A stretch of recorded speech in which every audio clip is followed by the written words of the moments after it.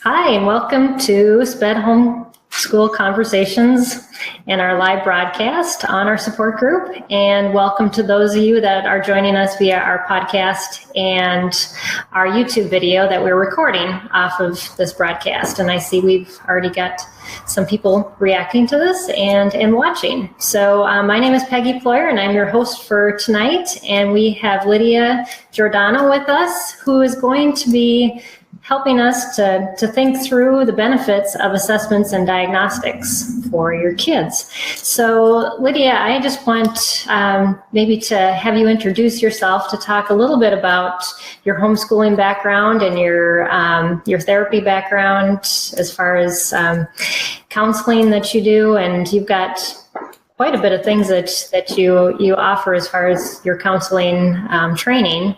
And so kind of just give us an overview of who you are and kind of what you're bringing to the table, and we'll start the discussion from there. Okay, that sounds great. And I'm going to apologize right now for my dogs. I had people come in the house and they're going to react to that, but that should stop. Again, I'm Lydia Giordano. I'm a licensed professional counselor intern, and I'm a licensed chemical dependency counselor. What the intern part means is that I'm still in the process of accumulating hours to have that little intern thing dropped, but I am a licensed counselor, and I'm currently working with two PhD psychologists in almost downtown Houston, kind of near the U of H. Then we specialize in counseling and assessment. In particular, we specialize in assessing learning disabilities, autism, learning problems due to neurological problems from accidents, birth difficulties, such as that. We also assess for disability, which might be of interest to your members, which can be a great benefit to their kids going down the road. And my background is quite varied. I've done all kinds of things, but particular to homeschooling, I've homeschooled my children through high school. They're all graduated. They're going to college. I've got two getting ready to graduate from Harding University in Arkansas. And one is right now actually doing her internship in Tanzania, Africa. She's studying social work, and wow. Very, very exciting kind of thing. I've homeschooled in Italy, so that's been something that was presented some difficulties, but we got through it. I've used a few different kinds of curriculum, so I like to talk to parents who come to see me, homeschool parents, about what it means to change curricula and the difficulties that are presented from doing that. It seems like a simple thing, especially when they're small, but it can cause some issues that need to be paid attention to. Right.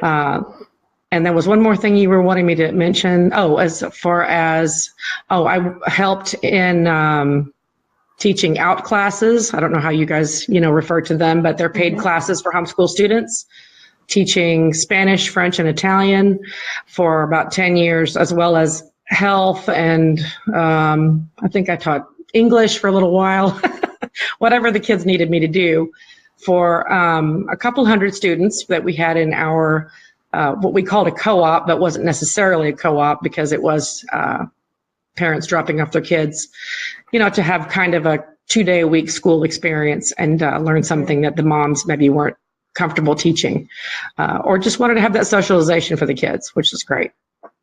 Right. So you have an extensive background in a lot of different things, a lot of teaching, a lot of dealing with kids, your own kids, other people's kids, and so you bring a lot to the table when you're working with parents, and not just as a therapist. You can see it as a parent, you can see it as a teacher, and how this child is either thriving or struggling, and why. So I saw that you have 2 licenses. Do you want to explain what each of those is and how they differ, and the different services that you offer? And you do offer in-house, but also you offer teletherapy too. Yes, that's right. I do. I'm a certified telehealth provider, which would mean that we would do it over a secure line similar to Skype. We could do it on camera like this and offer therapy. For assessment, we do require that the patient, the child, the client, the adult, whoever it is, come to the office for assessment, just because assessment isn't just a paper and pencil kind of thing, and it isn't just watching your eyes. It is looking at all the body language. It's paying attention to even word order when they're writing a sentence, or listening to how their vowels are being substituted, or paying attention to just even the direction that they write their letters.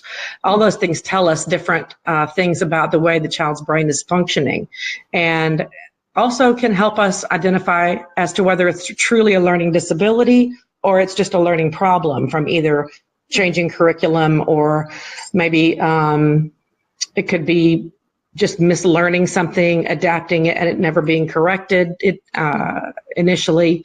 And so, as I was saying, learning disabilities, just to specify, are very different from learning problems. That disabilities don't go away, and learning problems can certainly be modified. But about my licenses, the LCDC, which is the chemical dependency, is for dual diagnosis, which is someone who has a substance abuse problem and a mental health problem. I do therapy based on that. I do group therapy. I also do the group classes and individual therapy with my LPC, which is licensed professional counselor. And we do groups on oppositional defiant behavior, which is kind of one of my specialties also. We do groups for anxiety and depression. We do groups for schizoaffective disorder, which is a mild kind of schizophrenia that goes along with depression. And, we get some great results from people just from them being able to have a little bit of support through the group therapy. Yeah, I saw that you, on your description you said that you just love to do group therapy, and I'm assuming that's why, is because the support that is provided within those groups. Absolutely, and it's a lot easier, especially in the parenting groups, which we also do, for a parent to take the word of another parent as opposed to an outsider, which is technically the therapist. Trust is an important thing, but it's kind of nice to hear another parent say, hey, I tried this and it worked for us. Somebody might be more willing to try a suggestion made from a peer rather than a professional. Right, and that's really what our organization is really about. I'm very careful that we provide support from parents who have been in the trenches, because I've heard so many times from parents who have worked with therapists that don't have children or have never homeschooled and tried these therapies with them.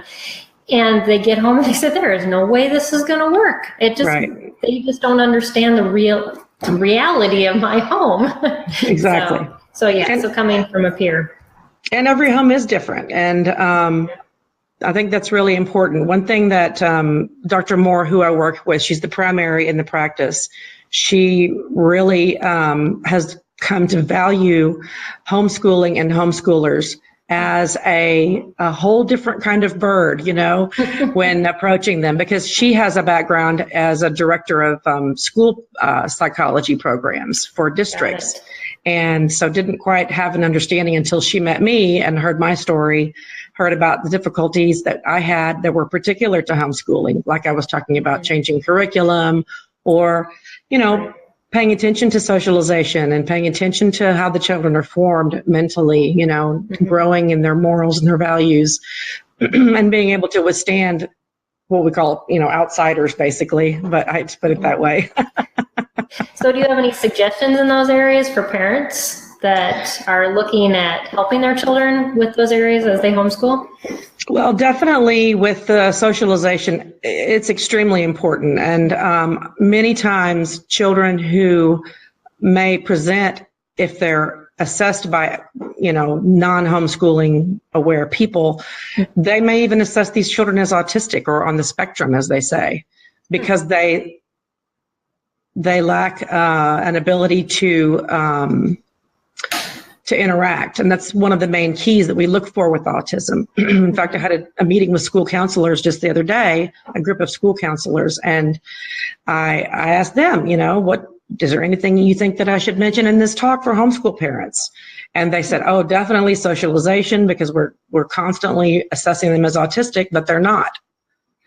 And I said, that's really a good point. We do get tempted, especially when children are very small, to, have them at home and their hours, and it's fantastic. And we have one play date every week. And we think, well, that's great. They're socialized. We get a Bible class on Sunday morning and they get along with their friends there. But the more contact that your child is able to have through especially group activities, whether it's doing crafts at church, that definitely is a good example of it, but getting that done in other ways. There are groups down here in Sugar Land, for example, they'll offer what we call star classes, and that could even be an outside art class that's offered at a neighborhood art studio for children. But seeing people that maybe are not familiar with the parents, having the children interact with them and learn what works and what doesn't, And because your child gets so used to you when they start interacting with another adult. Sometimes it's more difficult if they haven't had that opportunity, and to try to navigate that not all adults react the same as your parents do to situations, and how do I navigate through that and handle that situation in a calm and collective manner. And right. So it's a training thing. And talking to your kids about it as they get older, asking them, bringing it up. How did it go today? Did you have anything that you were uncomfortable with? And that helps build your child's confidence, right, which, makes sense to all of us, but sometimes we just don't think to do it, right? But it's very important to have them have those interactions and even have those moments of failure where things don't work out, and trying to think, why didn't it work out? Not to put too much emphasis on it with the child. We don't want them anxious, of course, on their next meeting, but maybe give some constructive ideas about, well, if you didn't like that, maybe change the subject. Talk about baseball, talk about your soccer team, talk about your art class or a new recipe that you're learning to cook. And that's a good point, because oftentimes we just expect the child to solve the problem, but coming in and giving them suggestions and coaching them is basically what you're doing, is coaching them through that thinking process. And so and we are that's what we are, the kids' life coaches at the moment. And exactly. The more we can act in that capacity, the better relationship you're going to have with your kid, the better the more often they're going to feel like they can come to you and tell you about an issue they had and ask for how to fix it. And that's also key when you get those pre-teenagers, just to remember that they don't always want to know, and it's good to wait until they ask for suggestions. Yeah, otherwise it becomes a battle. As we all well know. Those of us that, been there, done that. That's right. So our topic tonight is the benefits of assessments and diagnostics. And so I want you to talk just a little bit about what options parents have for those assessments and diagnostics. What should they be looking for, especially if they're seeing something in their child? What's the best test or diagnostic to look at for that area? And I know that's a huge There's a massive field out there. It is. At you. So it is. To kind of pick your top ones that you see the most commonly, I guess, would be a good place to start. Okay. So yes, there is a huge field of diagnostics out there. And honestly, most diagnostics must be administered by a professional. They have required training that, we have to pay for to go through to learn how to administer it properly, and then to be able to interpret the results properly. Because just looking at a number, just like when you first took your first baby to the pediatrician and they said, oh, they're in the 70th percentile, you think, oh my goodness, what does that mean? And really 50 is great. We think they're making a C in life. Right. But it's not. No. It's learning how to interpret those results, right? So we at Willow Tree, we have quite a few people coming through who are looking to have their child assessed for various reasons. For example, I had a grandmother bring her grandchild in today, and he had already reached high school, but he was for some reason unable to do well with his grades. On the surface, he looked very intelligent. He was able to carry on a conversation. He was not very spontaneous, but through doing some basic assessments, we did an academic assessment, a basic one, which takes about 30 minutes to an hour. And we look at basic math skills, ability to read, ability to understand reading, and then a little spelling test. So it is, again, very basic. But just from that, and then comparing it to an IQ test that we did, which covers spatial reasoning, ability to perceive and transmit, even simple things like working memory, listening to numbers and repeating them back to me, being able to rearrange the numbers in your mind. Just from looking at that, we knew to ask the grandmother, has he been in an accident? Really? And she said, yes. How did you know that? Turns out when he was 14, he was in a car accident and he was hit in the head and he was unconscious from that. And just that caused him to have difficulty with visual understanding. So anytime there was something visual to do for his mind to try to reinterpret, for example, reading a sentence and filling in the blank, he scored at second grade level. But when he was told to spell a word on a spelling test, he scored in college level. Wow. There was a disconnect, dramatic definitely disconnect. And so from that, we knew to go into looking at a couple of other little assessments to drill down and really find out what it is that he's having trouble with. And either, first of all, to see if it can improve, since no one's really addressed this. It's only been recent. And if it can't be improved, then what can we provide as far as suggestions to him as far as career plans or deciding about vocation and such as that. So when we assess a child, we'll look at their body language. I mentioned before the order in which they write their words, if they're writing something down, whether a child, for example, a child may be able to see a word and point to the color the picture that matches the word, but they may not be able to, read that word. They can identify it, but they can't read it. So there are so many different steps in the process that our brain has to make to be able to, function like you and I do, that every one little disconnect can cause a great problem. And a lot of times we don't see it as parents because we see so much all day long, whether it's paying attention to where they're eating, whether they're getting dressed right, how they sit in their chair. We see so much that it's easy to miss some of these things. But then when you see, for example, their grades are going down, they're acting out in class, they're acting out at home, they don't want to do their work anymore. Maybe they do better on workbooks, but they don't do well in other kinds of curricula. Like maybe they can't sit in a class and listen to a teacher in an out class, but they do just fine if you put them in a workbook. And that's not always just a predisposition towards that. It could be. It could definitely be personality, that they just enjoy being by themselves.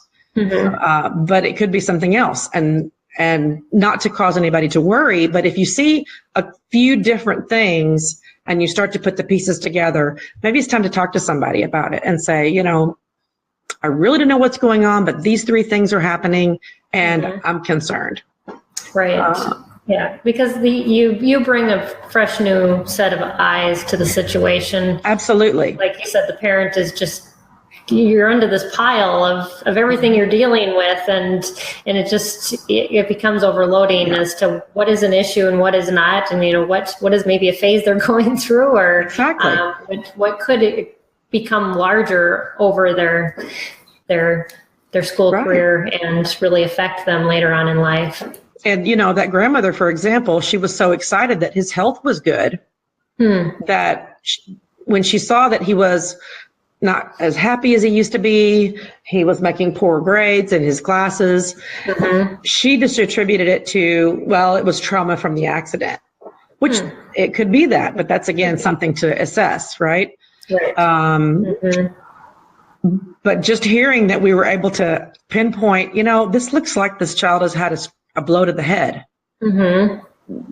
It was quite relieving to her. And so now she can go forward with either, helping him with medication as far as the depression is concerned to make sure it doesn't get worse. And again, we are not those pro-medication doctors. We don't prescribe medication in our office.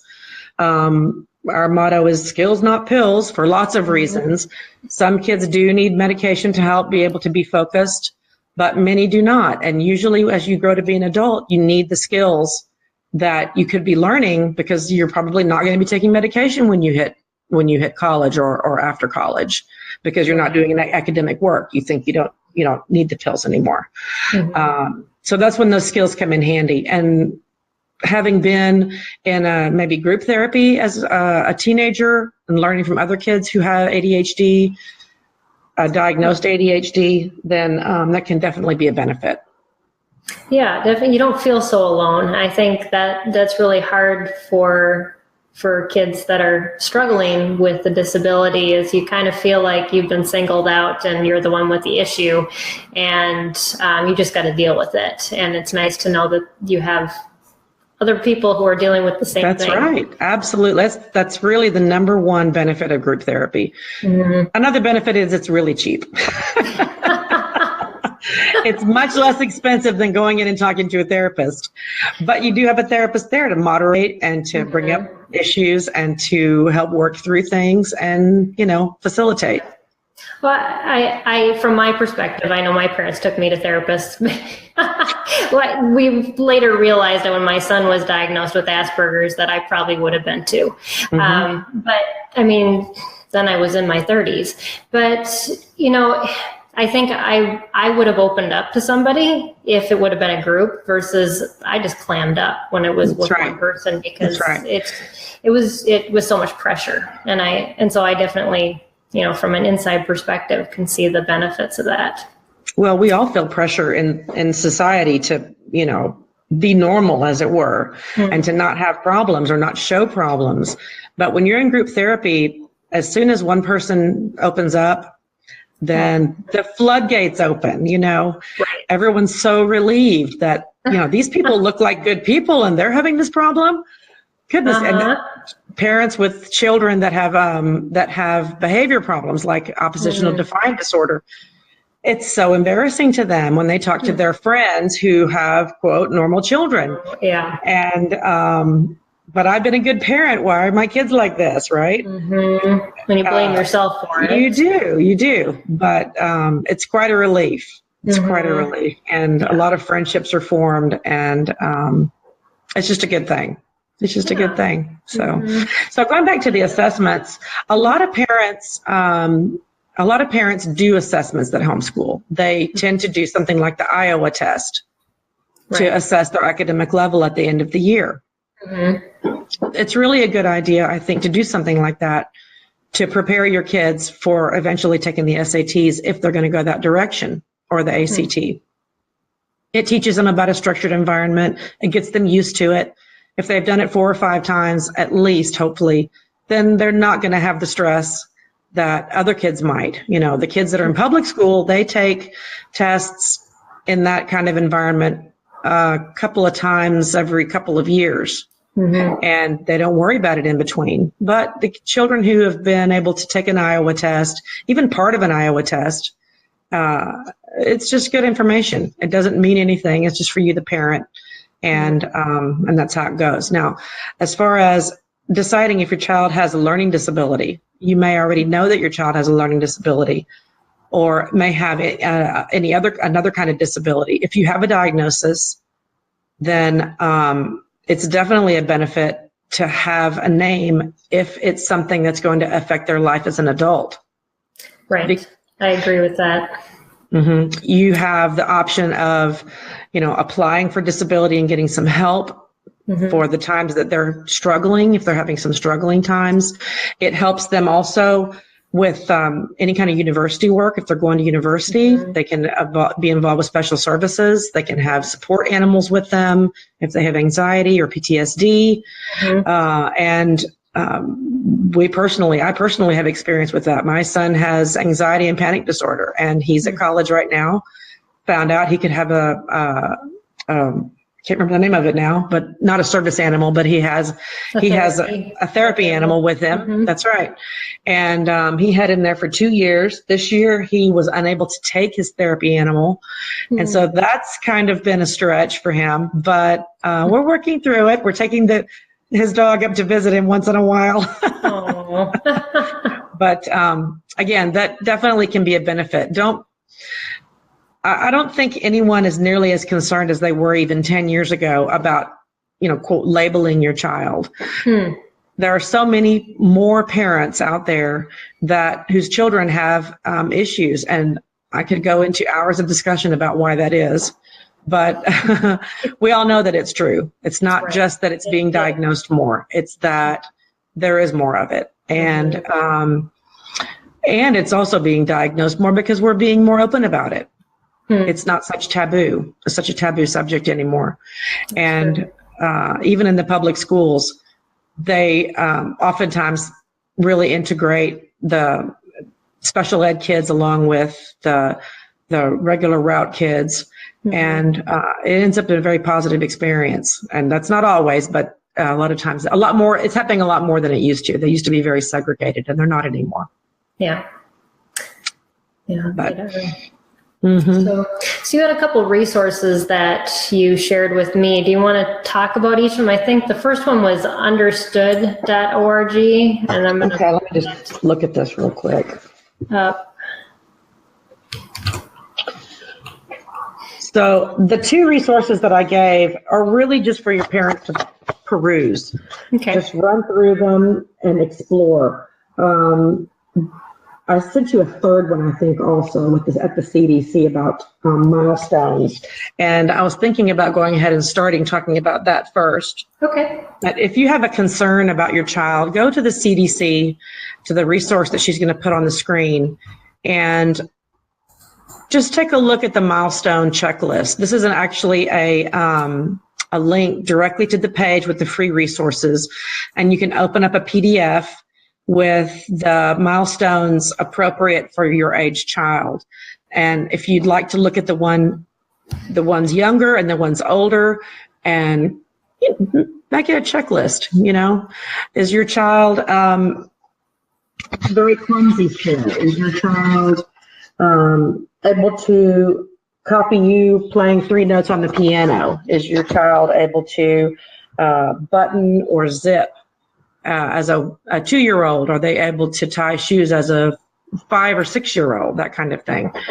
And of course, none of these things individually indicate any kind of problem, but there's something to watch, right? And maybe it's something to give yourself a little homework on. Just like a lot of times parents, I've heard, are very excited when their children walk before they crawl.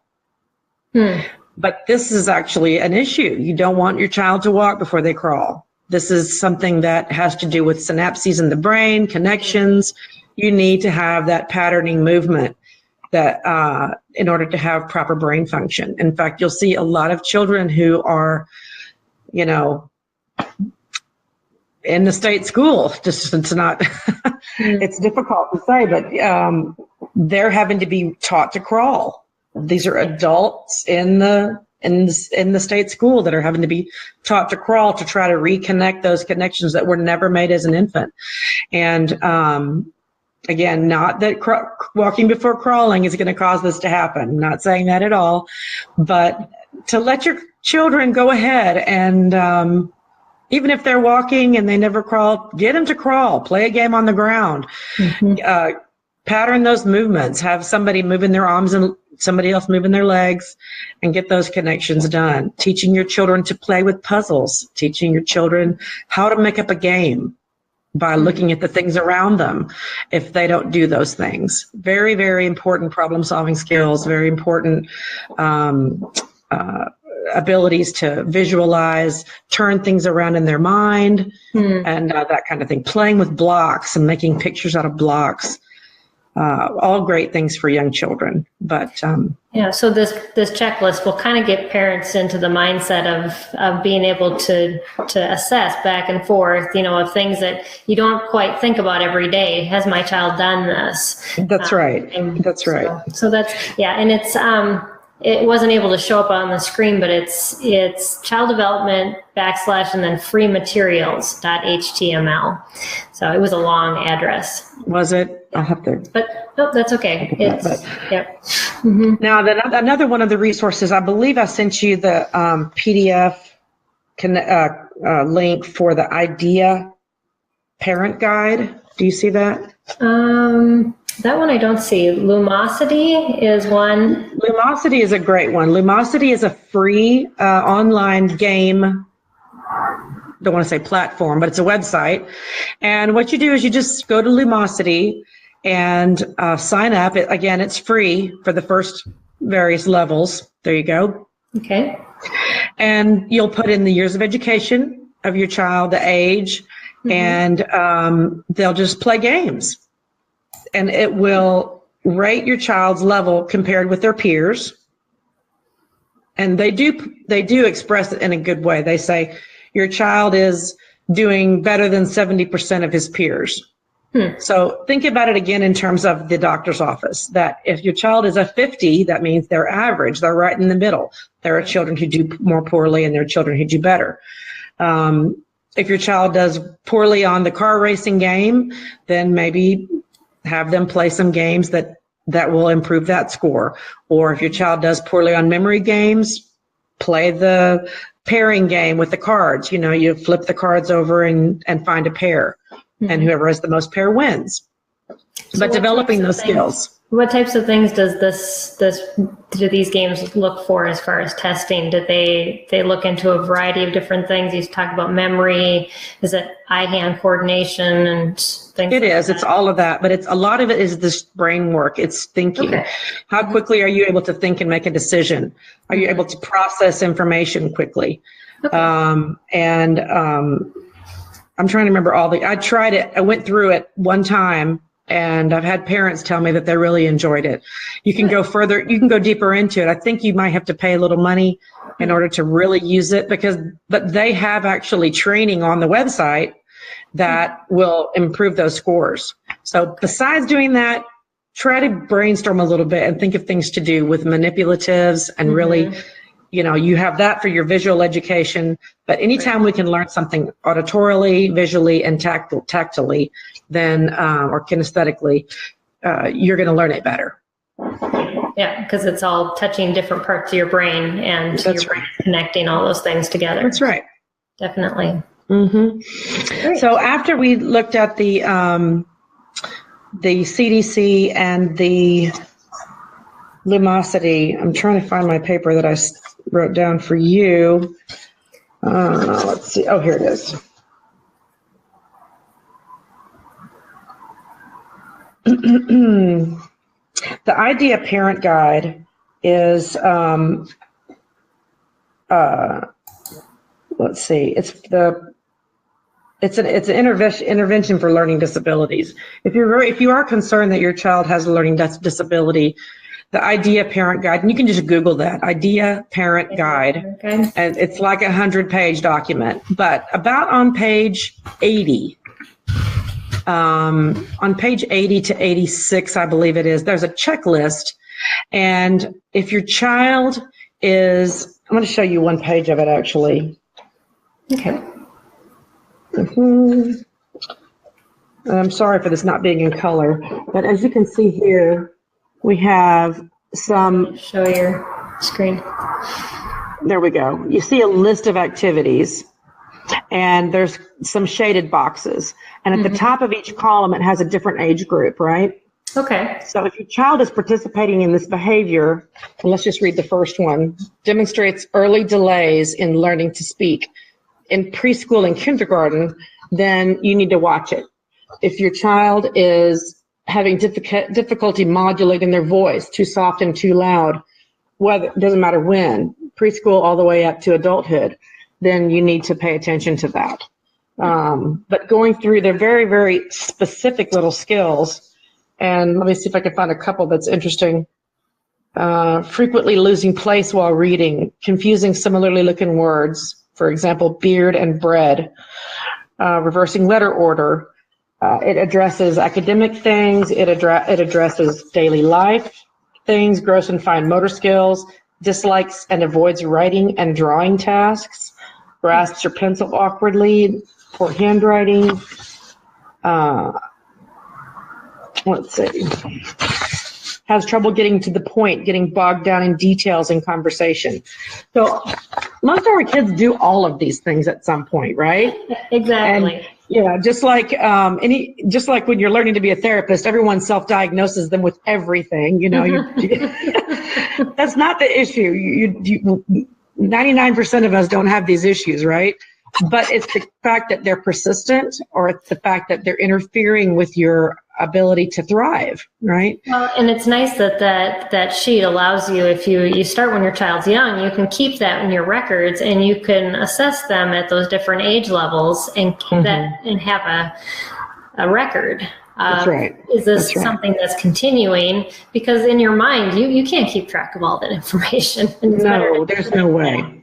There's no way. So and now the idea parent guide is actually most of that idea parent guide will probably not be of interest to you, but it's good reading. But idea has to do with a certification for your child so that they can receive certain benefits in school.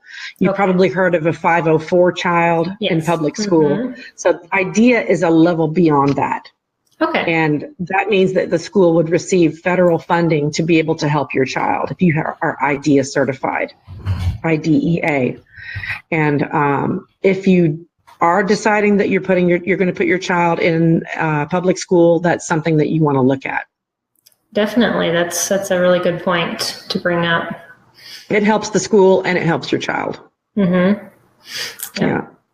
So the other two websites you had given me, one was understood.org. This is a website that's made for parents with children with learning disabilities. And actually both of them are, I believe. And they just provide so many great resources, as far as even articles on talking about how you're feeling about the situation, talking about how to address conversations with other people, from that all the way to finding the best way to help your child. Great. I'm pulling up the other one right now. It's LDA America. Learning Disability Association of America. I believe that's what it is. Yeah. But they're both fantastic, fantastic resources. And they're both .org, which good. Yeah, it's great. Good. Well, one thing I wanted to ask you about, you have been involved with what we call homeschool co-ops, or, what I don't remember the term you used for takeaway homeschool classes. But from the perspective of a homeschool parent and a teacher and a therapist, what would be your recommendations for a parent who has a child who struggles if they want to incorporate their child into a program like that? It's going to depend on the child. You knew I was going to say that. Yeah. But from my experience in our co-op, in our outclass group, obviously we had special needs kids. We had dyslexic kids, we had kids with Tourette's, we had autistic kids, we had Asperger's kids, we had a lot of different issues. And depending on the child, a lot of times we would recommend that the parent become a teacher assistant. And what that provided was a safety net for the child so that they could feel confident. But we would always put the parent in a class that the child was not in. We would have them volunteer in the art class, volunteer in be the lunchroom lady. I don't know, whatever they feel comfortable doing, because there are a lot of volunteer opportunities when they have when there are out classes. I had a parent who had 3 children. 2 of them did not have any kind of disability, and 1 did. We didn't really have any openings, and so she offered something. She just decided, I'm going to offer something, and she got someone to help her, and they offered a class that the kids took. It didn't matter to her if anybody took the class. If it was 1 kid or 10 kids, obviously it was better if it was a few, but it was a way for her to be on campus and make sure that her child had that safety net. But it wasn't so obvious like having someone hanging out in the back of the room would be, right? Right. Yeah. So that was very helpful for us. Also because it would help us as the teachers to get to know the child from the parent's perspective. So rather than just seeing, I had a child with Tourette's in my Spanish class, and it was very lively. But because I was able to, consult with the mom when we were having, bad days, then I could mitigate any kind of, serious problem that might have been on its way, right? Right. But had she not been there to let me know, hey, he's having a bad day, we woke up bad this morning, or had she not been there for me to go to, I'll put one of the children in charge and say, we're going to write words on the board. I'm going to go to the restroom real quick, and I'll run out and catch his mom and say, hey, what's going on? Is there anything that I can do? And she didn't have to come in the class, but just having that extra bit of helpful advice is great. And your perspective is better than anybody else's on your child. Right. Well, and then the thing that I found over time too is that as parents, we get so used to accommodating our child within our home, we don't even think of it as an accommodation anymore. And so we don't tell anybody that our child needs something. And then when they go out and they associate in another group, we go, oh, that's why we forget. Absolutely. And so I know when we had run the respite program for the conferences for the Texas Homeschool Coalition, the lady who runs that, she has a checklist to go through with parents after they answer all of her questions for intaking their kids, because they just tend to skip over them and say, oh, that's not a problem. And then she has to ask them specifically that question, and they go, oh yeah, they need this comfort toy. They need this. That's right. And we do. We skip over it. But I've had parents even that have enrolled their kids and decided, I'm not going to go intentionally. I'm just not going to go because I want my child to learn to deal with these things. I want them to learn to deal with people that don't understand them. It's time. And I do respect that. I respect that they have the desire for their child to be able to interact without any kind of planned intervention. But I think if this is their first time that they are doing this on a regular basis, like going to class, it's not a bad idea, even for a few months, to just have somebody there, mom there, so that the kid knows, I can't handle this anymore. I need mom. The teachers all know if we have an issue, then, mom's in room 305 and we can go ask her what to do. And, but having that, plan together with the teachers, because the teachers, they love your kid. They want your kid to succeed, right? I loved my kids, all of them. And, I haven't taught for the last 4 years, but they're still at my house all the time. They just show up. 2 of them just walked through. I had one send me a paper from college and say, can you edit this? That's right. So the teachers that are in the homeschool outclass groups, they're doing it because they love your kids and they want to invest in them too. They want to know what you want from your kids. And they're their biggest fans, honestly. They all the ones that I know just really, really love the kids. But it's important for parents to communicate. Being too detached is a problem. And sometimes, I was telling Peggy earlier that we've had to even create a disciplinary committee at our co-op because we received a lot of first-time outclass kids, and this is the first time they're without their parents, and they kind of went wild, did things that they would never have done if the parents had been around, and kind of needed to be eased into it. So imagine unleashing a 15-year-old boy for the first time on a whole bunch of little girls. We had to have some long talks with the boys, but that's okay. It's all part of life, right? Right. Yeah. And it all goes back to you had said earlier, and, you're kind of talking the same thing. It's about a plan. And, when you look at co-ops or these types of classes, make sure that the people in leadership have these plans in place, because that is going to create a safer environment for your child. It's going to have some way to fall back if something does happen and it doesn't escalate where it gets out of control, because that can happen. Right. So to have leadership that has thought out this process. And, if your child has medical issues, you need to have something in writing so that there is a procedure in place if something happens. And my recommendation on that, your child is diabetic type 1. You need to have a procedure in every teacher's hand, not just your child's teacher.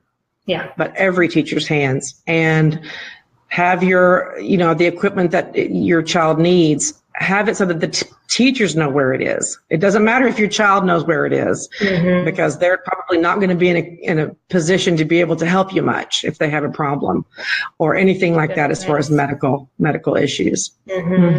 Definitely. Yeah, there's just so much to think through when you go outside your home. And like we said, you tend to just let those things go over your head because, well, you've dealt with them for so long. Well, and I want to speak too a little bit about parents who are, really want they want their child to be treated normally, right? We all want our children to be treated normally, not to be discriminated against. And, but I think sometimes that parents not only don't want their children to be discriminated against, but they don't want them to be treated any differently. It's not the same thing. Now, having a little bit of special treatment is a kindness, right? It's a kindness when you can be considerate of another person, whether it's considerate of somebody because they have arthritis, or it's considerate of somebody because they are too short to reach the shelf, right? Okay. That all the time. It happens. So, but putting your child in out classes when they have an issue that needs a little bit more compassion is great for your child. It helps to teach them to accept help and not be embarrassed. Right. It teaches the other children to be able to give compassion without feeling the need to, put down, humiliate. That's not even part of the situation in the out classes that I've been exposed to. And I've been exposed to 3 different large outclass organizations. It doesn't exist. That kind of behavior doesn't exist.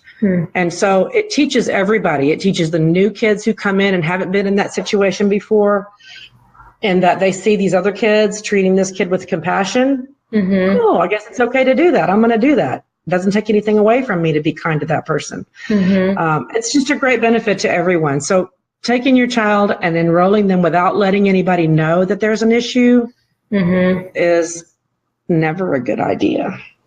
At least the teachers need to know. Agree. Yes, somebody needs to know, because it ends up coming out anyways, and it doesn't come out in a good way. And you feel free to tell the organization, this is something that he deals with. I don't want anybody making a fuss about it. You can say that. I don't want him to receive any, quote, special treatment, but if it starts to come out, you'll know why, right? Yeah. And those tend to be with, trauma disorders, PTSD, anxiety, depression, and that kind of thing, as far as, what we've dealt with. And we deal with all of it in our perfect families. Well, and I was gonna try to end with that. We've got about 10 minutes, but you have a background in substance abuse and you work with kids with depression.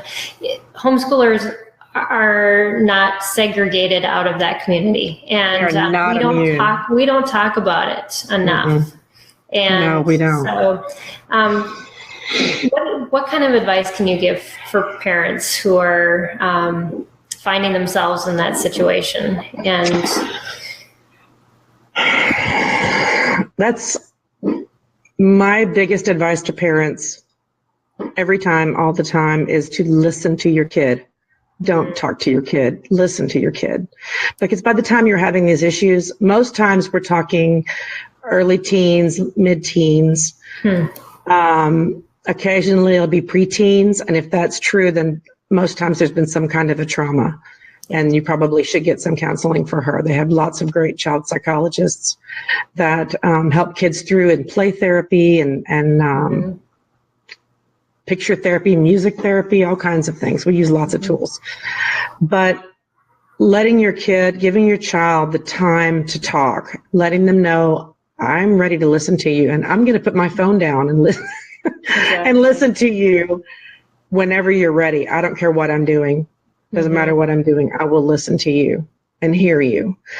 And then giving time for that to happen. A lot of times, here I am rambling on the Facebook video, right? Talking my head off.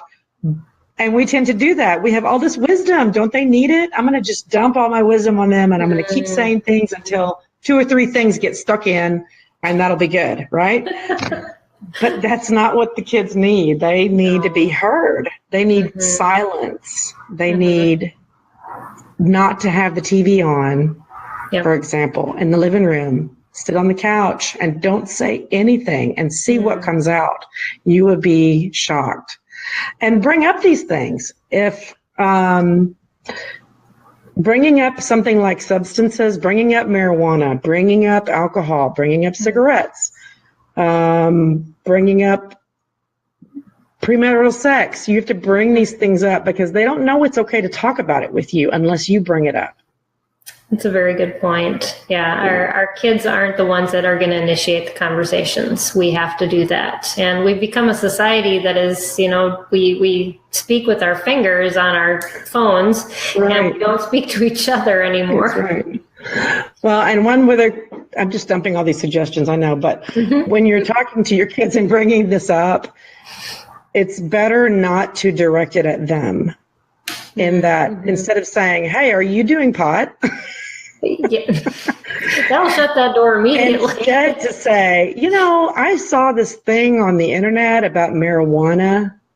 Have you read anything about marijuana lately? And just see what their feeling is about it. Have you heard about anybody doing it? You don't even need to ask for names because they're probably not going to tell you anyway because they're moms. But do you know anybody that does that? What does it do for them? Why do they do that? What do you think about that? How do you feel about that? And just nod and listen and take it all in. And, sometimes you just hit the button and the floodgates open, like I said, and they just start talking. Right. And you'll think, I haven't heard them talk this much about anything except maybe video games, Yeah. But it's a good thing, but not addressing them directly as it pertains to them, but maybe how it is in society. What do you think about so-and-so? I saw Chuck Norris wrote this thing about marijuana. What do you think about that?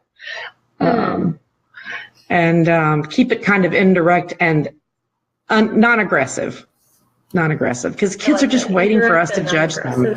Yeah, they're just to everyone around them. It's where we live in a society that judges constantly, and you need to be a sounding board as a parent, and one that they can crash on. That's right. Absolutely. And they already think that we judge them just to the nature of our lives, right? Right. They have ideas in their head that we cannot fathom how they got there because we've tried so hard not to get those ideas in their heads. Yeah. Oh, well, we've said, I'm never going to judge you, but they automatically think it, right? Because they know we want the best for them. So. Yeah, and we're dealing with them all day as a homeschool parent. I think we have that relationship that can be so good and so difficult with our children because we play so many roles in their lives, and that can lead to really good things, and that can lead to a lot of walls that we can build really quick. Well, and the kids build them a lot of times from misunderstood comments or something they heard you say to someone else. They'll think, well, what do they think about me, right? So we can't kick ourselves for all the things that our kids put up in their own minds, but we can try to go around it and show them our hearts. That's what we got to do, is show them our hearts and let them know that we're there for them. And it doesn't matter what you say to me. It's okay. You're my kid. I love you. And there's nothing that's going to change that. I love that. That's good. Yeah, me too. Me too. Yeah. And my kids love that too, I have to say. Yeah. They do. I remember when my son was first diagnosed, the one thing I would tell him all the time is, I love you no matter what. I love you no matter what. And I remember the day it sunk in, because he put his fat, chubby fists on his waist and he goes, "You really mean it, don't you?" Oh, yes, I do.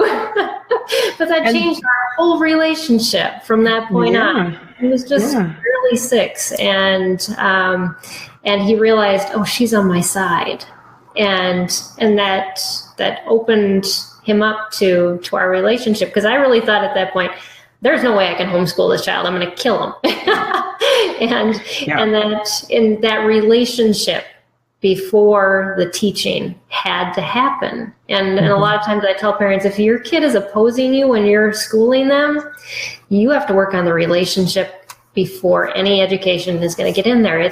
Their heart has to be open to you teaching them. That's right. That's right. And, just again, a reminder, our homes need to be a haven, because we know what's out there. Yeah. And if we, sometimes we think about that for our husbands, right? Our husbands go out and do battle in the working world. Maybe they're the ones working and we're staying home with the kids. Maybe it's different, but we think about that in terms of our husbands. We get things nice and peaceful before they walk in the door, but we don't think about that for our kids a lot of times. They come in, we're still dealing with whatever, the mess, the dog, the appliance repairman, and worrying about their, schooling. Do they finish their school? Home needs to be a haven as well as a school for our homeschool kids. And when they don't feel like that anymore, it's time to really take drastic action and get that haven created again.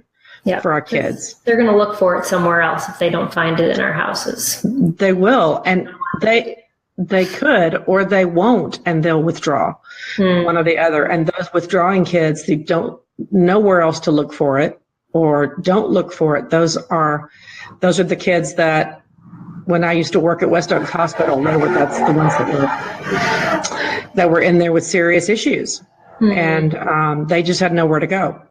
Right. They had nowhere to go. And nobody wants that. We don't want that for our children. No, so we definitely don't. Because there's plenty of love here for all of our kiddos. We just got to figure out how to get them to feel it. Yeah, very true. Well, Lydia, I thank you for your time. This has been just a wonderful discussion. I've learned so much, and I'm sure our audience has too. We haven't got any questions, but that's okay, because we used up all of our time. Yeah. Well, and I want to add, if anybody has questions, if you look at the willowtreeca.com website, the number for the office comes directly to me. And I don't give that. It's on the website, but this is advertised to specific groups that I'll be able to, that's right, I'll be able to, it should be, it's also willowtreeca.com. You can shorten it. Right. And if I can take the call, I'll take the call, and we can certainly talk about your situation and come up with ideas, brainstorm a little bit, or we can schedule time for you to come in for an assessment.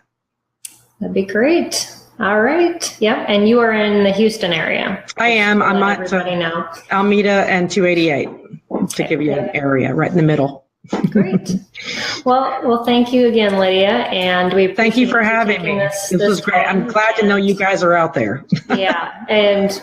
We're exploding. So we are SPED Homeschool, and you can find us at spedhomeschool.com and also on our Facebook page, SPED Homeschool page. And this live broadcast happens every week on our closed Facebook support group, which you can find either in our events section or on our page.